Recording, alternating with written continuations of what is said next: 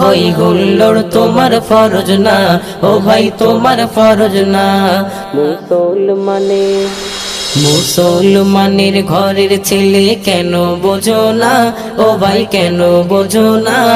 আর গান বাজনা হই হুল্লোড় তোমার ফরজ না, ও ভাই তোমার ফরজ না।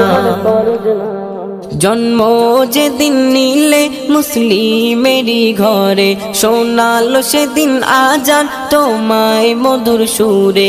জন্ম যেদিন নিলে মুসলিমেরই ঘরে, শোনালো সেদিন আজান তোমায় মধুর সুরে।